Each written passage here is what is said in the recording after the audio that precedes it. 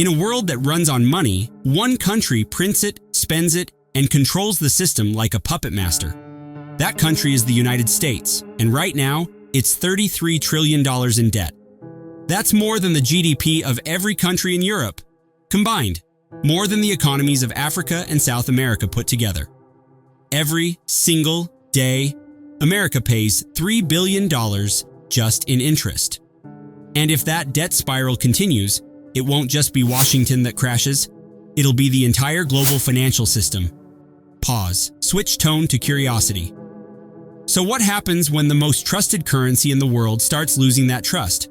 What if the world stops believing in the dollar? And what if it's already started? Before we dive in, if you care about understanding the forces shaping our economy and future, consider subscribing. We break down the stories that matter, clearly, simply, and without the noise. Let's get into it. Why U.S. debt matters to the world. To understand the risk, you need to understand this. The U.S. dollar isn't just America's currency, it's the world's reserve currency. That means countries across the globe, from China and Japan to Germany and Saudi Arabia, rely on the U.S. dollar as the foundation of their international trade and savings. And a huge part of that system revolves around U.S. Treasury bonds. Think of these bonds like the world's savings account. Foreign governments, central banks, and major institutions buy trillions of dollars in U.S. debt because they believe the U.S. will always pay them back, on time, in full. That trust is what gives the dollar its global power. It's the reason oil is priced in dollars, why international trade is settled in dollars, and why the U.S. can borrow money at such low interest rates. But here's the danger. When the trust begins to crack, even slightly, the ripple effects can be massive. If investors or nations begin to doubt America's ability to manage its debt, they could start dumping U.S. bonds, weakening the dollar, spiking interest rates, and destabilizing economies around the world. In short, U.S. debt isn't just America's problem, it's the world's risk, the triggers of distrust. To understand why global trust in the U.S. is starting to shake, we need to rewind. It started in 2008. The global financial crisis hit, banks collapsed, and the U.S. government stepped in with a historic $700 billion bailout package, known as TARP. That alone raised eyebrows globally. But things didn't stop there. Then came the COVID-19 pandemic in 2020. In a desperate bid to keep the economy afloat, the U.S. printed and injected over $5 trillion into the system through stimulus checks, business bailouts, and emergency relief. These weren't normal economic policies. They were massive, unprecedented spending moves. And they came at a cost. Today, the U.S. national debt has soared past $33 trillion, a number so large, it's hard to even grasp. But here's the scarier part. The government now spends more on interest payments alone than it does on the entire U.S. military, the most expensive military in the world. Foreign investors, the same ones who once trusted U.S. debt blindly, are starting to ask tough questions. How long can this continue? Will the U.S. be able to manage its debt without sparking inflation, instability, or default? That rising anxiety is the trigger, because if trust erodes, even a little, the global financial system shakes with it. The global sell-off begins. The cracks in confidence aren't just theoretical anymore, they're already showing up in hard numbers. China, once the largest holder of U.S. debt, has been quietly but steadily dumping U.S. Treasury bonds for years. Its holdings have dropped to their lowest levels in over a decade. The message is clear: China is diversifying away from the dollar. Japan, America's other biggest creditor, is also pulling back. Facing its own economic pressures and a weakening yen, Japan has started selling U.S. bonds to defend its currency and stabilize domestic markets. Even the United Kingdom, a close ally, has significantly slashed its U.S. bond holdings, a move that shocked many economists. So why is this happening? Rising U.S. interest rates, which reduce the value of older bonds and make current holdings less attractive. Declining faith in America's ability to manage its debt and control spending. And here's the vicious cycle. As foreign buyers exit the market, the U.S. is forced to offer higher interest rates to attract new investors. That means more borrowing just to pay the interest on previous borrowing, a debt spiral. It's like using one credit card to pay off another, but on a scale of trillions of dollars.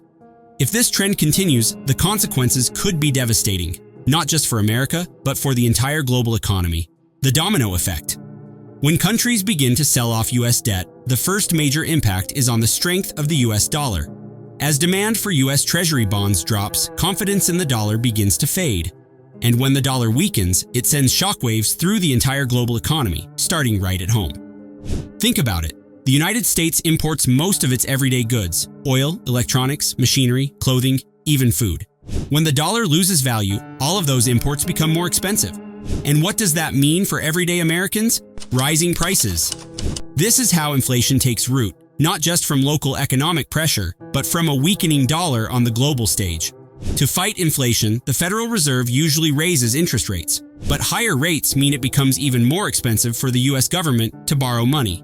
That's because it now has to pay higher interest on new debt just to attract buyers. And here's the catch. More borrowing at higher costs just adds to the national debt, making the situation worse. It's a vicious cycle.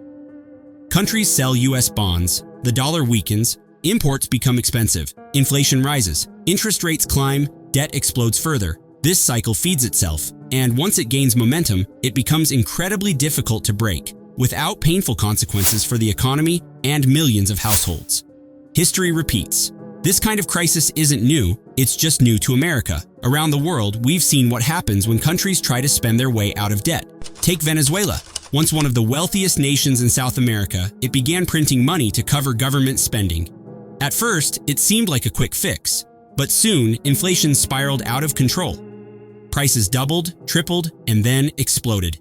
Basic goods like bread and medicine became luxuries. Today, over 90% of Venezuelans live in poverty, and millions have fled the country. Argentina faced a similar fate, again and again. Each time the government borrowed beyond its means and printed money to fill the gap, it triggered currency collapse, soaring inflation, and economic despair. These aren't just stories of mismanagement, they're warnings. Yes, America is the world's largest economy.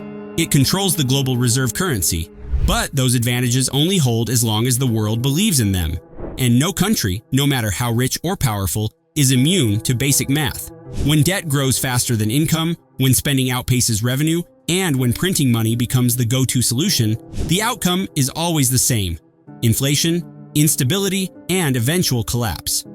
The US is not Venezuela or Argentina, but the pattern is disturbingly familiar, and if history teaches us anything, it's that ignoring these warning signs never ends well. Options for the US. So how can the US fix this? Truthfully, none of the options are easy or popular. Cut spending.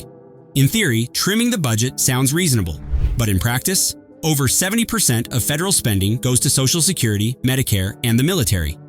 Which politician wants to touch those? Cutting any of them would spark public outrage and political suicide. And yet, without reducing these massive expenses, real progress is almost impossible. Raise taxes. This could help balance the books, but higher taxes are a hard sell, especially in an election year. Middle-class Americans are already stretched thin, and corporations have armies of lawyers to avoid tax hikes. Even if taxes do go up, it might not be enough. Print more money. The easiest, most tempting option, but also the most dangerous. Printing money may delay the pain, but it fuels inflation, which hits ordinary Americans the hardest. Think higher grocery bills, rent spikes, and soaring loan payments. Kick the can down the road. Hope someone else deals with it later. This has been the unofficial US policy for decades: ignore the debt and let the next administration worry about it. Even Elon Musk has mocked the situation, joking on X that we might as well create a Doge department to replace the Fed, because nothing else seems to make sense anymore. In the end, none of these options are painless, but doing nothing? That's the most dangerous path of all, the strategic threat. Meanwhile, China's not just watching America's debt spiral, it's positioning itself to take full advantage of it. While the US focuses on internal economic battles, China has quietly secured dominance over critical supply chains, especially in rare earth elements like tungsten, neodymium, and dysprosium. These are not just minerals, they're strategic assets, essential for producing everything from smartphones to electric vehicles and, more importantly, advanced military systems. Tungsten, for example, is crucial for armor-piercing ammunition, missile guidance systems, and aerospace components. And more than 80% of the global supply is processed in China. The US doesn't just import consumer goods from China, it relies on it to maintain military readiness. At the same time, China is investing heavily in BRICS alliances, belt and road infrastructure, and even alternative currencies that could one day challenge the dollar's dominance. So, while America struggles under a $34 trillion mountain of debt, China holds leverage, not just economically, but strategically. It's not about launching missiles. It's about controlling the raw materials needed to build them. In a world where economic strength equals global influence, the debt crisis isn't just a financial problem, it's a national security threat. The fight back begins. But amid the global sell-offs and rising fears, there's one small story that might matter more than most people realize. In Idaho, an old mine is coming back to life. It's called the DMRF Project, a strategic effort to restart domestic tungsten production in the U.S. The mine, once abandoned and forgotten, is now being revived by a group of investors and engineers who understand the urgency. Tungsten isn't just a resource, it's a lifeline. Tungsten is a rare metal with no substitutes, essential for defense systems, aircraft components, semiconductors, and even space technology. And right now, America imports over 90% of it, most of it from China. What makes the DMRF site unique? There's no new drilling required. The infrastructure already exists from decades past. It just needs funding, support, and attention. This is more than a mine. It's a symbol, a signal that America can reclaim its strategic independence. If it chooses to. The question isn't whether the resources exist. It's whether the US government and industry leaders will act before it's too late. Because sometimes the fight for national strength doesn't begin on the battlefield. It starts in the ground beneath our feet. This is bigger than money. This isn't just about debt. It's not just about tungsten. It's not even just about inflation. This is about trust. The trust the world places in the United States, in its economy, in its leadership, in its stability. That trust is what built the dollar into the global reserve currency. It's what gave America the power to borrow endlessly, to print money without collapse, to influence economies from Tokyo to Johannesburg. But trust is fragile. It doesn't erode slowly, it snaps. And once it's broken, there's no getting it back easily. We're watching the signs, countries pulling out of US bonds, allies hedging their bets. The world asking, quietly but seriously, can America still be trusted with the steering wheel? The national debt has now crossed $33 trillion, and it's accelerating. Just the interest payments are overwhelming federal spending, and the global system that America once dominated is starting to look for alternatives. This is no longer a distant problem. It's a question of survival. The clock is ticking. Are we already too late? Or is this the wake-up call we finally needed to face the truth and fight for the future? If you found this video eye-opening, hit that like button to support this kind of research. Drop a comment below. What do you think will happen if the US debt keeps growing? And don't forget to subscribe. We cover global economic shifts every single week. You won't want to miss what's coming next.